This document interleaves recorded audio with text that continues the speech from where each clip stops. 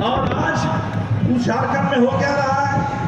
उस झारखंड में निजीकरण का बुलडोजर चल रहा है, आउटसोर्सिंग का बुलडोजर चल रहा है, पूरे कोयला उद्योग को खत्म कर देने की कोशिश चल रही है, एचईसी को खत्म करने की कोशिश चल रही है। तो खत्म करके किसको लाना चाहते हो? एक जमाना था कि हमारे सामने छोटे छोटे माफिया होते थे।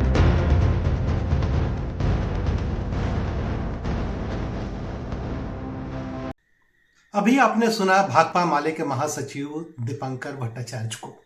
ये बुलंद आवाज भाकपा माले का ही हो सकता है और ये आवाज धनबाद के उस ऐतिहासिक गोल्फ मैदान से हो रही है जहां से ए.के. राय ने और शिबू सोरेन ने अपने संसदीय राजनीति की शुरुआत की थी। और जिस अवसर पर दीपंकर भट्टाचार्य बोल रहे थे वो भी एक ऐतिहासिक अवसर था, और अवसर था एमसीसी, जो ए.के. राय द्वारा 51 साल पहले स्थापित राजनीतिक संगठन का माले भाकपा माले के साथ एकीकरण का। ये दो धुर क्रांतिकारी वामपंथी दलों का मिलन अपने आप में एक विलक्षण घटना है। हाल के दिनों में अगर याद करें तो राजनीतिक दलों में टूट होती है, राजनीतिक दलों में बिखराव होता है, लेकिन एकीकरण वास्तव में विलक्षण घटना है। लेकिन इस विलक्षण घटना को अंजाम दिया एमसीसी के कैडरों ने और भाकपा माले के प्रतिबद्ध कम्युनिस्टों ने। वरिष्ठ पत्रकार वाई.एन. झा कहते हैं उसका विलय जो है वो झारखंड की राजनीति के लिहाज से बहुत महत्वपूर्ण, झारखंड की राजनीति ही नहीं बल्कि पूरे वामपंथी राजनीति के लिए बहुत महत्वपूर्ण संगठनों का विलय जो है ना वो प्रतीकात्मक रूप से बहुत महत्वपूर्ण है।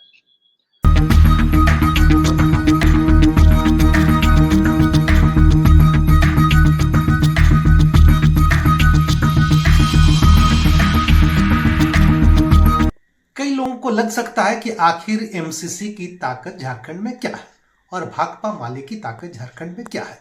अगर संसदीय राजनीति की दृष्टि से देखें तो भाकपा माले झारखंड के हर विधानसभा में कम से कम एक सीट भाकपा माले के पास रहा है और कमोबेश इतने ही सीट एमसीसी को हर विधानसभा में कमोबेश मिलता रहा है। लेकिन इससे ज्यादा महत्वपूर्ण थोड़ा पीछे अगर आप चलें तो एक समय झारखंड का बड़ा हिस्सा लाल पट्टी हुआ करता था, जहां घाटशिला से लेके सिंदरी, निरसा, गिरिडीह, हजारीबाग, ये कई इलाके ऐसे थे जो लाल झंडा से पटा रहता था। लेकिन धीरे धीरे जब से केसरिया का प्रभाव बढ़ता गया, जब से राजनीतिक दल और उनके साथ पैसे का बोलबाला होने लगा और जनपक्षीय राजनीति हाशिए पर चली गई, तब से लाल झंडा थोड़ा मध्यम पड़ गया। लेकिन एमसीसी और भाकपा माले दो ऐसी दल हैं जो लगातार अपने क्षेत्र में बहुत सख्ती के साथ, मजबूती के साथ खड़ा है।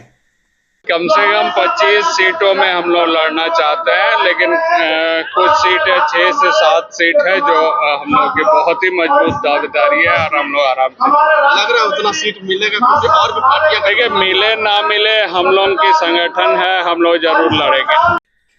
आखिर एमसीसी का भाकपा माले में एकीकरण से भाकपा माले या वाम आंदोलन को कितनी ताकत मिलेगी? कई राजनीतिक प्रेक्षकों का मानना है कि राजनीतिक दृष्टि से झारखंड में भाकपा माले बहुत कुछ कर पाएगा, यह दिखता नहीं। लेकिन वरिष्ठ पत्रकार वाई.एन. झा की राय कुछ अलग है। कामरेड महेंद्र सिंह या कामरेड विनोद सिंह जिस इलाके से आते हैं, लालखंड जिसको कभी कहा जाता था, और कामरेड ए.के. रॉय जहां धनबाद के निरसा और दूसरे इलाकों में उन्होंने मासस को जो स्थापित किया, इन दोनों के विलय से झारखंड की राजनीति, खास करके जो गैर दक्षिणपंथी जो राजनीति है, उसमें एक बहुत बड़ा बदलाव आ सकता है। लेकिन याद दिला दें कि भाकपा माले या वाम दलों की सबसे महत्वपूर्ण बात यही है कि वो उन मुद्दों को राजनीति के केंद्र बिंदु में लाते हैं जो मुद्दे आज की तारीख में मुख्य धारा की राजनीति से गायब है। याद कीजिए कि अभी हाल के लोकसभा के चुनाव में कुल चुनाव किन मुद्दों पर लड़े गए, या जो परंपरागत राजनीतिक दल हैं उनके मुद्दे क्या हैं। झारखंड में विधानसभा चुनाव का ऐलान होना बाकी है, लेकिन जो चुनावी माहौल बन रहा है उस माहौल में कहीं आपको विस्थापन की आवाज या विस्थापन के खिलाफ लड़ने की बात कोई नहीं कर रहा है। जमीन को लेकर कोई बात नहीं कर रहा है। आदिवासी के हक हुकूक को लेकर कोई बात नहीं कर। भाकपा माले के राज्य सचिव मनोज भक्त कहते हैं, जिनके नेतृत्व में भ्रष्टाचार के खिलाफ एक पूरा आंदोलन, पुलिस दमन के खिलाफ एक अद्भुत किस्म का जनसहयोग से पुलिस प्रतिरोध, पुलिस दमन के खिलाफ प्रतिरोध का आंदोलन एक बगोदर में पैदा हुआ, फिर बाद में वो पूरे गिरिडीह में हुआ, जिसमें आपने देखा कि हुक्का पानी बंद का एक आंदोलन चला। तो ये दो तरह के जो विशिष्ट किस्म की जो पार्टियां रही, संगठन रहे, उनके पास जनता के मुद्दों को लेकर के सफल प्रयोगों का एक अनुभव है।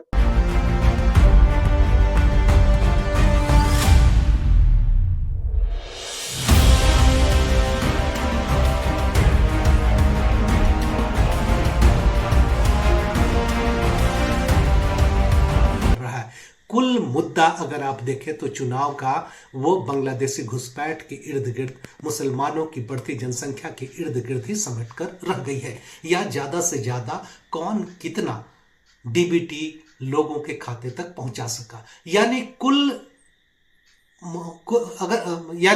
कुल मुद्दा इतना ही है कि कैसे नागरिक को लाभुक के तौर पर चुनाव में भी खड़ा किया जा सके और बताया जा सके कि आपको हमने इतना लाभ दिलाया है।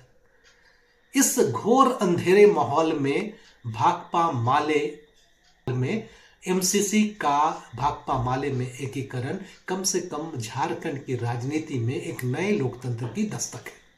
एमसीसी के महासचिव हलधर महतो की मान्यता है, झारखंड में जो भाजपा एन कैन प्रोग्राम से सरकार को अपना करना चाह रहा है, क्योंकि कॉर्पोरेट घराने को उनको लाना है, लूटना है।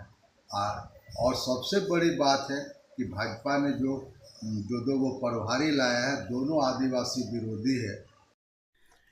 एक ऐसे समय में जब वाम दलों का जनाधार लगातार कमजोर हो रहा है और कई परंपरागत राज्यों से वाम दलों का नामो निशान मिट गया है, भाकपा माले हाल के वर्षों में एकमात्र वामपंथी दल है जिसका तेजी से फैलाव हो रहा है और जनाधार काफी ग्रामीण इलाकों में और कमजोर तबकों के बीच लगातार सशक्त हो रहा है। इसका सबसे बेहतर प्रमाण बिहार विधानसभा चुनाव 2020 में देखने को मिलता है। 2020 के चुनाव में 19 सीटों पर भाकपा माले ने चुनाव लड़ा और 12 विधायक चालू विधानसभा सत्र में उनके पास है। और 2024 के लोकसभा चुनाव में 2 महत्वपूर्ण जगहों से, जिसमें एक पूर्व केंद्रीय मंत्री को हरा के भाकपा माले के कैंडिडेट संसद पहुंचे हैं। आपको याद दिला दे कि आरा वही क्षेत्र है जहां आज से कई साल पहले 1989 में आईपीएफ के बैनर तले पहली बार कोई सांसद बना था लेफ्ट, जो आज की तारीख में भाकपा माले के तौर पर जिनको हम जानते हैं। तरीके से कहा जा रहा है कि उड़ीसा और छत्तीसगढ़ जीत लेने के बाद भाजपा अब अडानी का ट्रायंगल पूरा करने के लिए जीतना चाह रही है झारखंड। और तो इसके खिलाफ ये पूरा एक इलाका किसी कॉरपोरेट घराने का एक प्रयोगशाला बन जाए, मुनाफे का की एक जगह बन जाए, इसके खिलाफ यहाँ के लोग उतरे। इसको लेकर के हम समझते हैं एक बड़ा मुद्दा तो यही हम लोग के सामने रहेगा। 2 एमपी हैं, हम लोग निश्चित रूप से यहाँ जो लड़ाई चल रही है हजारीबाग में, आप जाके देखिए अभी तो हजारीबाग में जो 2-3 पंचायत है बड़का गांव प्रखंड के, वो अडानी वहां खनन के लिए ले रहा है और वहां एक रेजिस्टेंस है, वहां एक जनता का पीपुल्स रेजिस्टेंस है, जन प्रतिरोध है, जिसकी वजह से वो नहीं ले पा रहे हैं। ये पिछले दफा जो डबल इंजन की सरकार थी उसने ये काम किया, उसने वहां अडानी के लिए गोड्डा में भी जगह दे दी और अभी हजारीबाग में भी। इस एकीकरण का मतलब है आने वाले चुनाव में आपको श्रमिकों के संघर्ष, श्रमिकों के मुद्दे देखने को मिलेंगे। इस चुनाव में जमीन की लूट के सवाल और मुद्दे देखने को मिलेंगे। इस चुनाव में कॉरपोरेट द्वारा सरकार को प्रभावित करने और उसके बहाने आदिवासियों को उजाड़ने के खिलाफ संघर्ष और प्रतिरोध के स्वर आपको देखने को मिलेंगे। यह ऐसा चुनाव होगा जो केवल लोक लुभावन नारे पर नहीं होगा, बल्कि जो कमजोर तबके के लोग हैं, आदिवासी हैं, दलित हैं, भूमिहीन हैं, हरिजन हैं, ये तमाम लोगों के संघर्ष की बानगी इस चुनाव में एक महत्वपूर्ण एजेंडा के तौर पर देखने को मिलेगा और यही इस एकीकरण की सबसे महत्वपूर्ण सफलता होगी।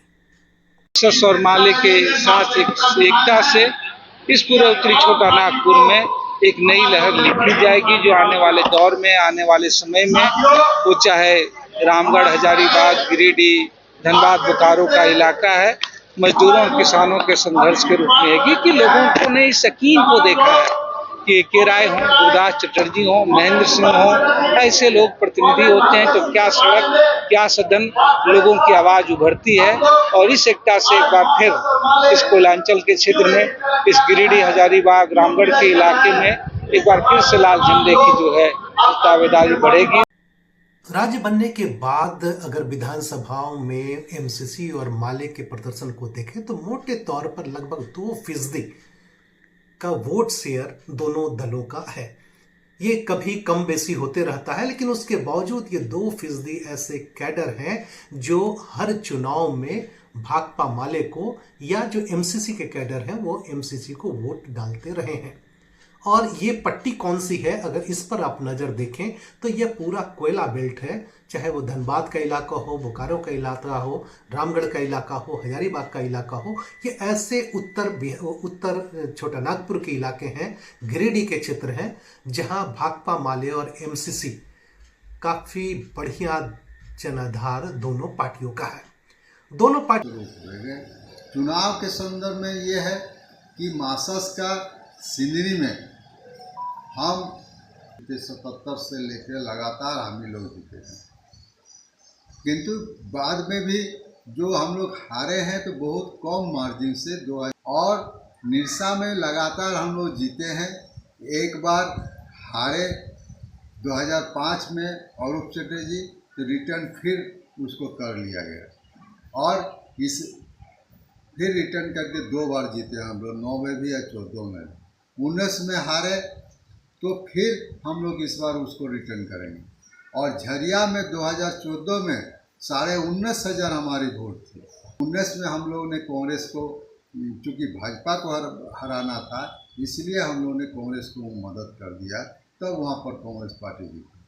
हम चंदन कियारी में भी मजबूत स्थिति में है, वहाँ बगोदर में मजबूत स्थिति में है, राय धनबाद में मजबूत स्थिति में है, जमुआ में मजबूत स्थिति में है, और गढ़वा पलामू में मजबूत स्थिति है, मांडू में मजबूत स्थिति है।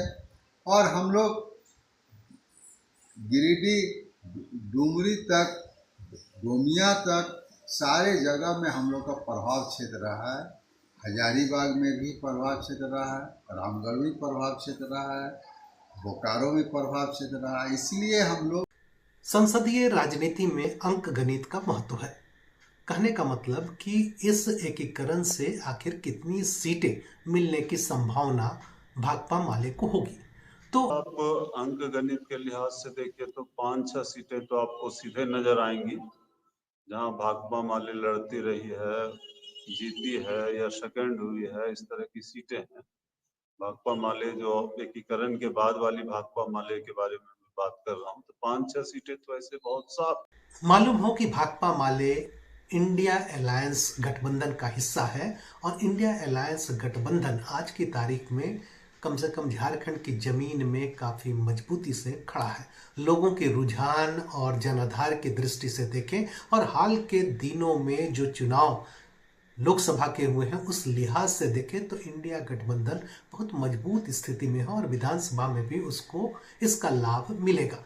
गठबंधन में हैं तो हम उन मुद्दों के साथ हैं जिसको जनता बहुत शिद्दत से महसूस करती है कि इनका हल चाहिए और जिसको भटकाने की भाजपा कोशिश करती है। तो हम पूरे झारखंड में इस सवाल को लेकर के जो धार दिया जा सकता है वामपंथी पार्टियां मिलकर के ये काम कर सकती हैं और खास करके भाकपा माले ये काम करेगी। और हम समझते हैं इससे इंडिया गठबंधन की जो मारक क्षमता है, उसकी जो जीतने की क्षमता है, जीतने की ताकत है, वो बढ़ेगी।